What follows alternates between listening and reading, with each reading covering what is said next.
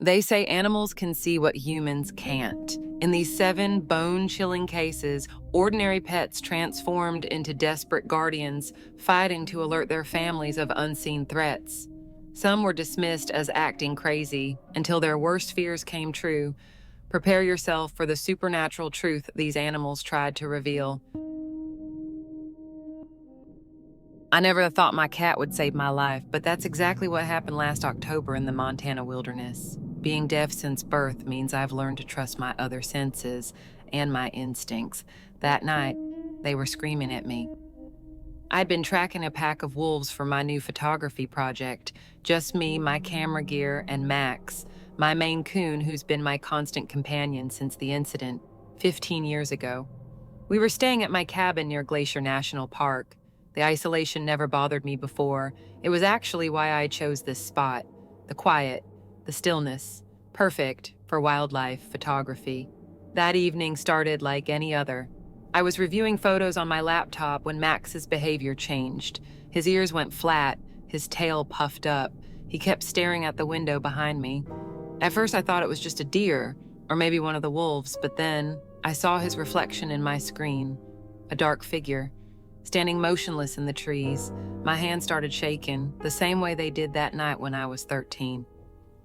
I forced myself to keep still, to keep looking at my laptop like nothing was wrong, but my mind was racing. The way he was standing, the angle of his head, it was exactly how he used to watch me, before the attack, before my parents moved us across the country, before I thought I was finally safe. Max jumped onto my desk, blocking my view of the reflection. His nose was twitching, his whiskers forward. Through the vibrations in the floor, I could feel him growling. That's when I noticed something else. On my desk, a Polaroid that wasn't there before of me, taken photos earlier that day. He'd been following me. My hand found my phone, but out here, no signal. The nearest neighbor was 5 miles away. I had my car, but to reach it, I'd have to go outside, in the dark where he was waiting. Max suddenly leapt off the desk, racing to the bathroom window, following his movement. I saw the figure was gone from his original spot. He was moving. That's when training kicked in. Dad made sure I knew how to defend myself after the first attack. I grabbed my bear spray and the emergency satellite phone from under the sink. Max led me to the back door, the opposite direction from where the figure had been. We slipped out into the darkness. The autumn air bit at my skin as we crept along the cabin wall. A flash of movement, Max's head snapping to the left. Through the vibrations in the ground, I felt heavy footsteps approaching. Without thinking, I grabbed Max and dove behind a wood pile. The footsteps passed within inches. I could smell cologne, the same brand he used to wear. My trembling fingers found the satellite phone's power button. Suddenly, Max tensed, every muscle rigid. I peered around the logs. The beam of a flashlight swept the area where we'd just been, but something was wrong with the way it moved. Too practiced, too methodical, like someone who'd done this before, someone who knew exactly how to hunt in the dark. The next few hours were a blur of hiding, moving, hiding again. Max guiding me through the woods he'd explored 100 times on our photo trips. His tail would tap my leg when we needed to freeze. His nose would nudge me when it was safe to move. We made it to the ranger station just as dawn was breaking. They never caught him. The police found evidence that he'd been living in a hidden camp nearby. Watching me, learning my routines, they also found old Polaroids of other women, some who'd gone missing over the years. I sold the cabin, moved back to the city. But sometimes, when Max stares intently at a dark window, or when I catch a familiar reflection, I wonder if he's still out there, still hunting, still waiting. The hardest part wasn't the nightmares that followed, or even selling my dream cabin. It was giving up wildlife photography, the career I'd built my life around. But I couldn't risk going back into remote areas, not when I knew he was still free. The police told me later they found journals at his camp, detailed notes about my daily schedule, my camera equipment, even Max's habits. He'd been watching us for months. What haunts me most are the other photos they found. 12 women, all photographers, all working in remote locations. Some cases went back 20 years. 3 were still listed as missing. The detective said my deafness might have saved my life, made me more attuned to Max's warnings. more aware of my surroundings. The other women, they probably never heard him coming. I still do photography now, but only in the city, at busy events, always with the security team nearby. Max stays close, watching, always watching. Sometimes I wake up at night, find him staring at the windows, ears flat, tail puffed. In those moments, my heart stops until I turn on every light, check every lock, call the security service to do a perimeter check. The detective calls every few months with updates. They've linked him to cases in other states, other countries. I really should have trusted Zeus from the start. He knew before I did. That's what I get for ignoring a retired police dog's instincts. Back when I first met James, I thought I was too smart to end up in this situation. I mean, I'd been a domestic violence counselor for 5 years. I spent my days helping other women spot the warning signs. James was nothing like the abusers I dealt with at work. He'd show up with coffee just because. Remember little things I mentioned wanting? He even got along great with Zeus at first. My big German shepherd would get so excited when James came over, jumping around for treats like a puppy instead of a retired K9. But something shifted after the wedding. It was weird that Zeus just stopped listening when James called him. Started giving these low growls whenever James walked into a room. I tried to brush it off, told myself Zeus was just being territorial about having someone new in the house. That's when James started suggesting maybe Zeus was getting too old, too aggressive, said we should think about finding him a better home. I can't believe I actually considered it. Zeus had been there through my whole divorce when Mom died, during all those late nights taking crisis calls. He was my family. Then other things started adding up. James would get this tight look on his face if I was even 10 minutes late from work. I'd catch him scrolling through my phone when he thought I wasn't looking. He got weird about my male coworkers, asking questions that seemed concerned but felt like interrogations. I kept making excuses, kept telling myself I was overthinking it. Until that night, I came home and found Zeus locked in the garage. James claimed Zeus tried to bite him, said he had to protect himself, but Zeus never bit anyone, not even during his years on the force. When I checked him over later, I found bruises hidden under his fur. That's when it all clicked. Every red flag I'd taught others to watch for was right there in my own home. The way James had slowly pulled me away from my friends, how he'd taken control of our bank accounts. All those times he made me question my own judgment. Just last week, I sat in my office listening to a client describe her husband's two faces, charming in public, cruel behind closed doors. How she'd started doubting her own memories. I gave her the usual advice: document everything, make a safety plan, know your escape route. The whole time I was talking, Zeus's bruises were fresh in my mind. That night, something was different in James's eyes when he thought I wasn't watching. A coldness I'd never noticed before, like a mask slipping. He had no idea I'd seen what he did to Zeus. Didn't know I'd started recording his angry outbursts on my phone. Never noticed I'd been moving the money bit by bit into a secret account. The same advice I'd given so many others. The next morning, I did everything normal, made his coffee, smiled, kissed him goodbye. Then I called in sick to work and waited for him to leave. Zeus stayed right by the door, watching, ready. We packed light, just what we needed. I called my sister 2 states away, the one James always said was trying to cause problems between us. Funny how he hated the people who saw through him. Zeus and I were gone within the hour. James started calling that night. First, all sweet and worried, then angry, then scary. I saved every message, filed a police report. They were extra helpful when they found out Zeus was one of their retired K9s. The restraining order came through fast. My sister's spare room isn't much, but it's peace. Zeus has his spot by the window where he can watch the street. The tension's gone from his shoulders now. No more midnight growling. I still wake up sometimes thinking I hear footsteps, but Zeus is always there, alert and watching. When my clients ask why I still do this work, if it's too painful now, I tell them it makes me better at my job. When I say I understand, they know I mean it.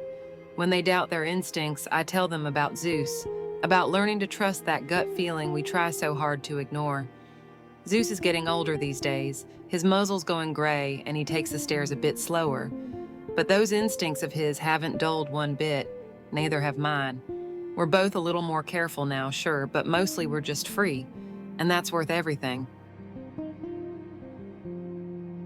I never thought my own research would almost kill me. Looking back, I should have known that something promising enough to solve the world's water crisis was too good to be true.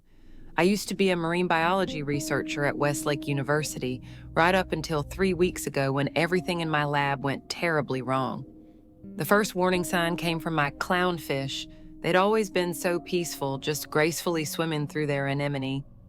But that morning they started acting bizarre. I was doing my usual morning readings when I noticed their movements weren't right. They were swimming erratically, crashing into the glass walls of the tank. At first, I thought maybe the pH was off or the temperature had spiked overnight, but all the monitors showed normal readings. My filtration system was working perfectly. The water was crystal clear, completely free of impurities. That should have been my first real warning. I'd spent 5 years developing this system to revolutionize water treatment. It used a new type of biological filter that could process contaminated water 10 times faster than traditional methods. The university was already making plans to implement it across campus, then expand it citywide. My mentor, Dr. Chen, kept pushing for rapid deployment. "Think of the impact, Sarah," she'd say almost daily. "Clean water for millions." But something in my gut told me it wasn't right. That afternoon, I found one of my damselfish floating at the surface, its gills stained a strange purple color I'd never seen before. I became obsessed with running tests, staying late every night that week, collecting samples and analyzing data. The fish were showing elevated levels of stress hormones, but I couldn't figure out why until I noticed something strange. There was this subtle shimmer in the water, barely visible under the fluorescent lights. The filter wasn't just cleaning the water, it was changing it, creating some kind of neurotoxin that built up over time. My blood ran cold when I saw the implementation date, next Monday. They were planning to connect it to the city's water supply. I had to tell someone, but when I tried to access my research data, everything was gone, just completely wiped. Then I heard heavy footsteps in the hallway coming toward my lab.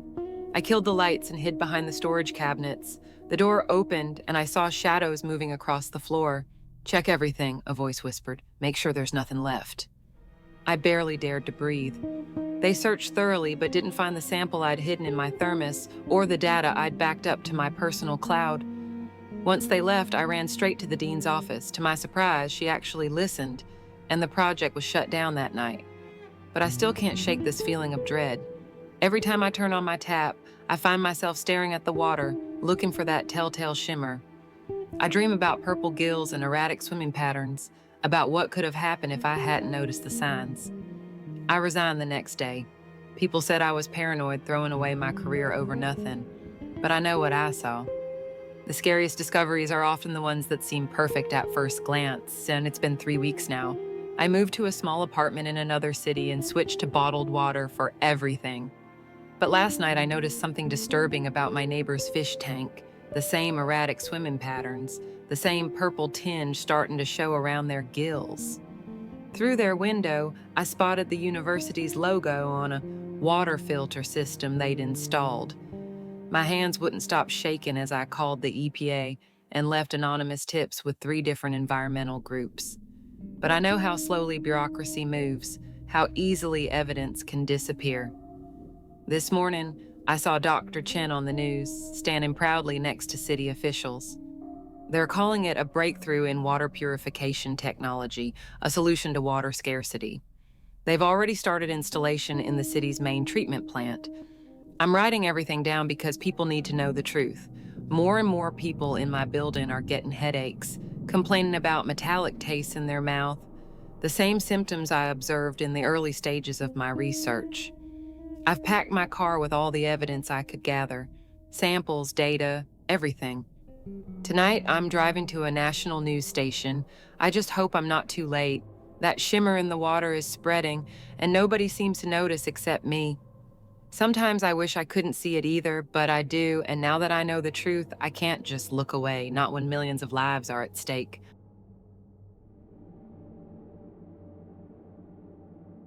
I should have listened to Bailey from the start. My guide dog never acted that way around anyone else, and now I know why. The warning signs were there, I just couldn't see them. Being a piano teacher when you're blind isn't easy, but I've always prided myself on hearing what others miss. The subtle hesitations, the missed notes covered up too quickly, the slight shifts in breathing that give away nervousness. That's how I knew Amanda was special from her very first lesson. Her fingers moved across the keys like water, flowing and precise. No hesitation, no fear, just pure talent. Bailey usually loved my students. She'd lie quietly by the piano, occasionally wagging her tail when they'd reach down to pet her during breaks. But with Amanda, something was different. The first time I noticed was during our third lesson. Bailey, my sweet golden retriever who never made a sound during lessons, started growling low and deep in her throat.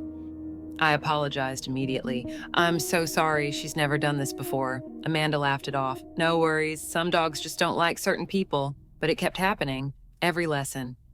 Bailey would position herself between me and Amanda, hackles raised, sometimes even showing her teeth. I started keeping her in the other room during Amanda's lessons. That's when things got stranger. I began hearing whispers about other students, talented ones, having accidents. Catherine, who was set to perform at the state competition, broke her wrist in a fall down the stairs. She swore someone pushed her, but no one was there.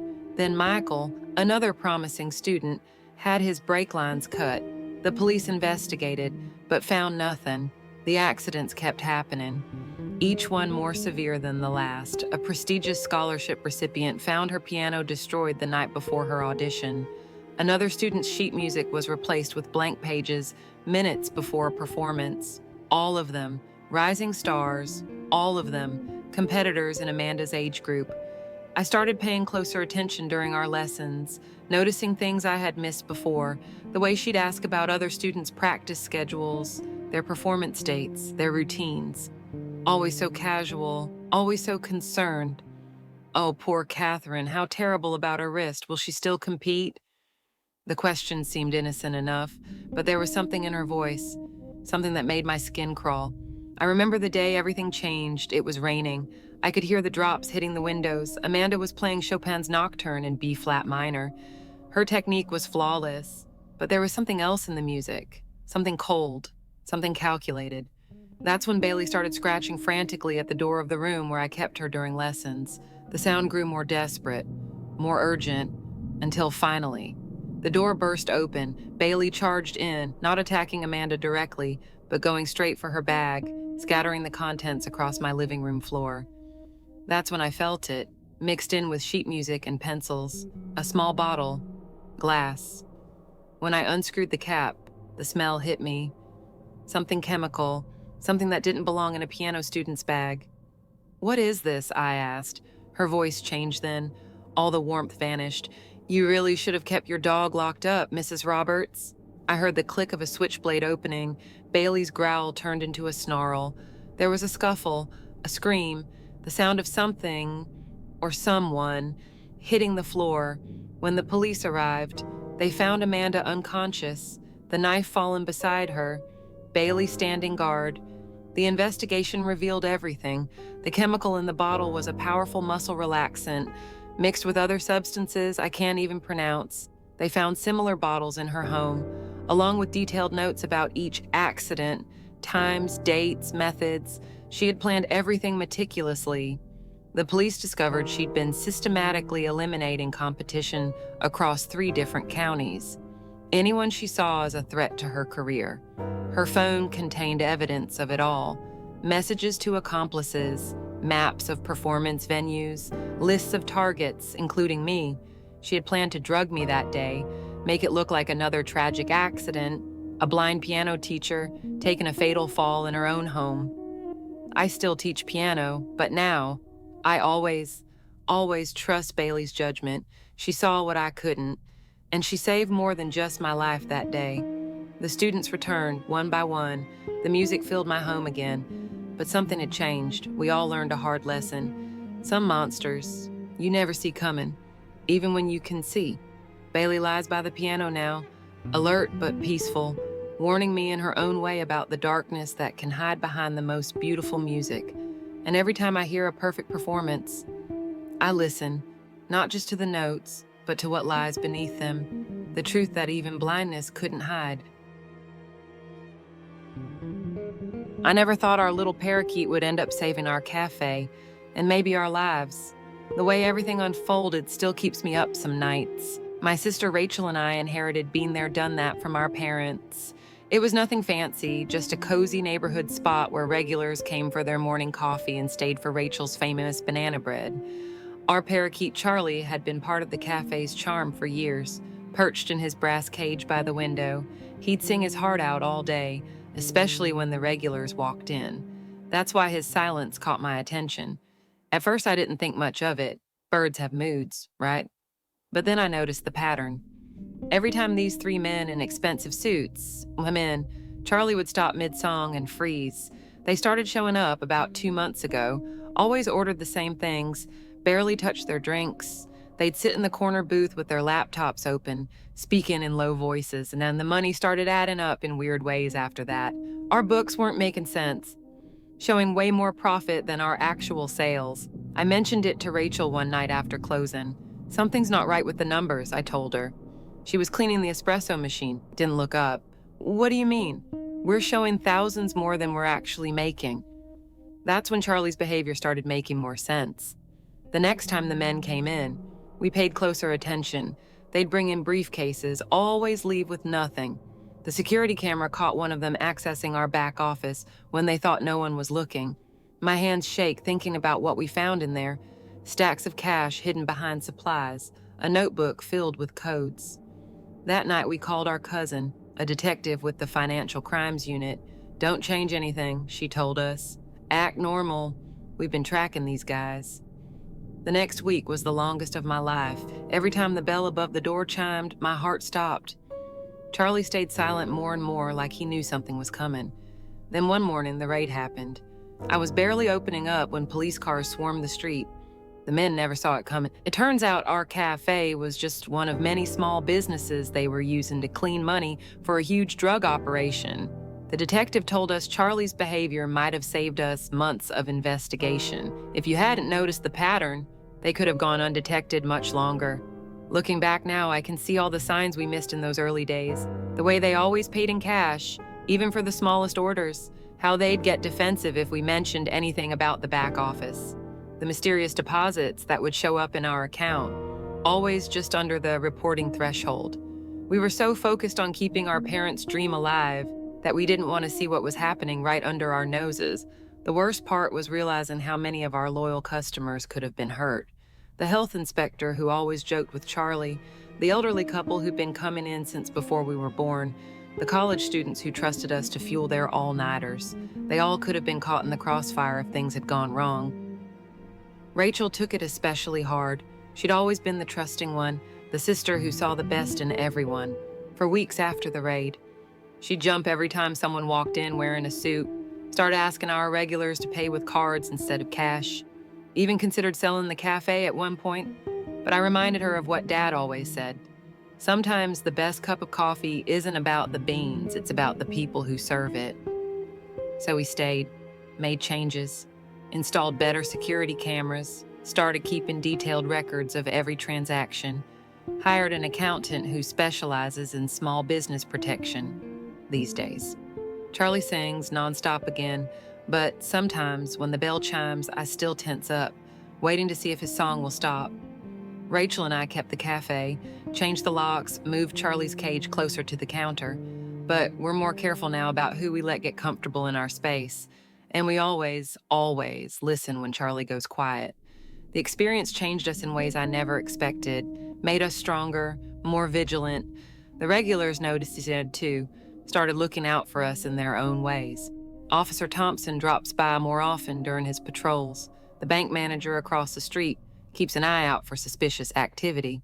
Even old Mrs. Davis, who's been coming in for her Earl Grey every morning for 15 years, started learning about business security. It's funny how trauma can build community, turn strangers into guardians. Last week, a young woman opened a boutique down the street. She came in for coffee, nervous about starting her own business. Rachel and I shared our story with her, taught her what to watch for. I noticed Charlie singing his heart out, a sound that now means more to us than just background music. I should have trusted River's instincts from the start. My Belgian Malinois spent 8 years in EOD with me before the incident that ended both our careers. That dog can smell a threat before most humans even know something's wrong. It started 3 weeks ago when River wouldn't stop staring at the new security camera they'd installed at the end of our street. I didn't think much of it at first. The neighborhood association had been pushing for more surveillance after a string of break-ins, but River's behavior was different. He'd plant himself by the window, ears forward, muscles tense, just watching. Every time we walked past that camera, he'd pull at his leash, trying to get me to cross to the other side. My bomb squad training taught me to notice patterns. Small details that seem insignificant until you put them together. Like how the camera would pivot slightly following our movement, how the red recording light would blink faster when we passed. I started paying attention to the other cameras too, the one outside the grocery store, the bank, the parking garage where I teach self-defense classes. They all moved just a fraction, tracking me. I'm not paranoid. 15 years on the bomb squad taught me to trust my gut, and my gut was screaming that something was wrong. I started doing the research, digging into public records. That's when I noticed the pattern. Every new camera installation in the past 6 months was within a 5-block radius of where a former law enforcement officer lived. Officer Martinez, 3 streets over, Detective Wilson at the corner, even retired Chief Parker in the brownstone. We were all being watched. I tried telling local PD, but they dismissed it as post-traumatic paranoia. Said I was seeing threats that weren't there, just like the incident that got me discharged. But I knew because River knew. That night, I noticed the camera outside my building had been adjusted. Pointed directly at my bedroom window, I packed a bag, grabbed River's leash. We drove to a motel outside the city limits. The next morning, I read about the break-in at Chief Parker's place. They'd disabled his security system with military precision. He was lucky, managed to get out through a back window. But the message was clear. Someone was watching us, learning our patterns, planning. I've moved 3 times since then, changed my routines, but I still see them. The cameras that pivot just a bit too smoothly, follow just a bit too precisely. River still stares out windows, hackles raised, alert, ready. Sometimes I wonder if I really am paranoid, if the incident broke something in my mind that can't be fixed. But then I remember River was right about the IED that day, the one that ended our careers. He knew something was wrong, tried to warn me. I didn't listen. I'm listening now. Last night, everything changed. I was reviewing the security footage from my new place, frame by frame, like I do every night before bed. River started growling, low and deep in his chest, the kind of growl I hadn't heard since our last deployment. On the screen, a figure in black, moving between the shadows, carrying something. The timestamp showed 2 a.m. when I should have been asleep, but I wasn't. Because River had woken me up, pacing, whining like he knew. I checked my phone, found an encrypted email, no sender, just an attachment. Photos of me, of River, of every former law enforcement officer in the area, all time-stamped, all taken through security cameras, and a message, "You were right, but it's too late now." I called Officer Martinez. No answer. Detective Wilson straight to voicemail. Chief Parker picked up on the 3rd ring. His voice was shaking. "They're here, they're in the system. Every camera, every phone, every..." The line went dead. I'm writing this now from a cabin in the mountains. No electricity, no cameras, just River and me. And a sat phone I bought with cash. Yesterday, I got a text from an unknown number, a video clip from a security camera, showing me writing this story right now in this cabin. That's impossible. There are no cameras here. I've checked every inch, every corner, unless they're not in the cameras at all. Unless they are the cameras, watching, waiting, learning. River's growling again. I hear footsteps on the porch, heavy boots on wooden planks. The door handle is turning. Slowly, River's body is coiled, ready to strike. And I realize maybe I'm not paranoid enough. I never thought my own cat would end up saving my life. The accident left me wheelchair-bound 3 months ago, my legs useless after a drunk driver slammed into my car. Ride and mysteries had always been my escape, but now, it was my prison. I needed help with basic tasks: cooking, cleaning, getting dressed. That's when Lisa arrived.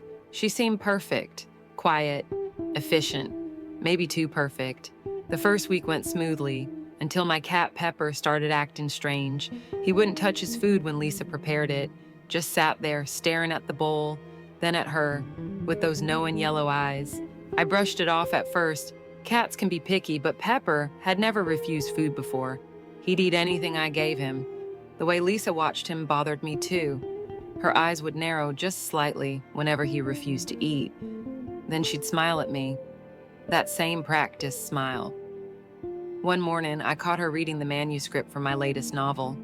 She didn't know I was awake, the way she devoured those pages, her fingers tracing the words, following my killer's methods, step by step. That's when the similarities started clicking, the way she prepared my tea, exactly like the killer in my book. Always at 9 p.m., always with 2 sugars, even the way she arranged my pills in neat little rows, just like the poison capsules in Chapter 3. My heart stopped when I realized she was recreating every detail, living out my killer's routine. I started watching her more closely, the way she moved through my house, how she lingered in my bedroom doorway at night, just standing there, watching me breathe. I knew I had to get out, but how? I could barely will myself to the bathroom alone. Pepper knew something was wrong too. He never left my side anymore, always alert, always watching her. Then, one night, I heard it, the soft clink of pills hitting porcelain.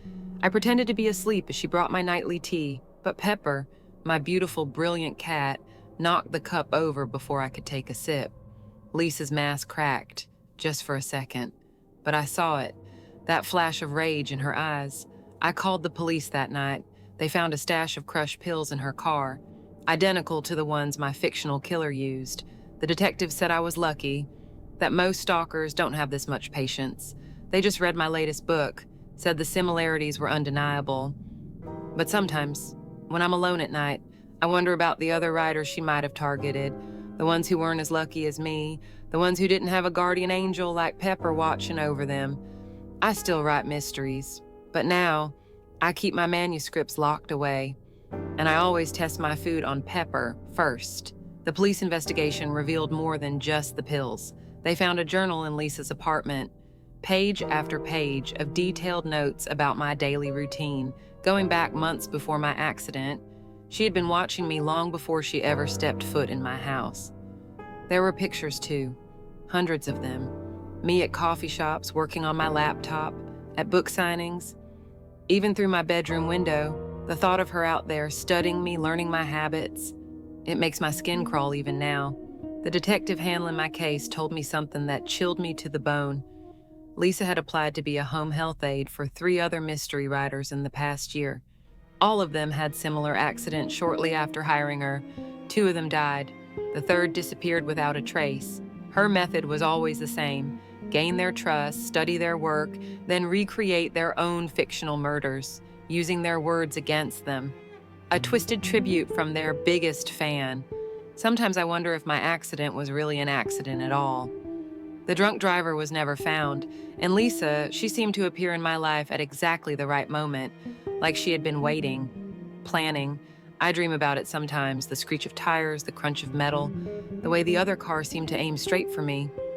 Those dreams always end the same way, with Lisa standing over my hospital bed, smiling that perfect smile, waiting for her chance. The doctors say I might walk again someday. Physical therapy is slow, but I'm making progress. Pepper stays with me through every session, watching, guarding. He's more than just a pet now. He's my protector, my second chance at life. I've started writing a new book. It's different from my others. This time, the villain doesn't get away with it. And the hero, well, let's just say I gave them 4 legs and a tail. Because sometimes, the most unlikely heroes come in the smallest packages. And sometimes, the most dangerous monsters wear the kindest smiles. I keep Lisa's mugshot on my desk now, a reminder to trust my instincts and my cat, after all. Pepper knew what she was long before I did. These days, I screen my health aides much more carefully. Background checks, references, the works. But still, every time someone new comes into my house, I watch how Pepper reacts to them.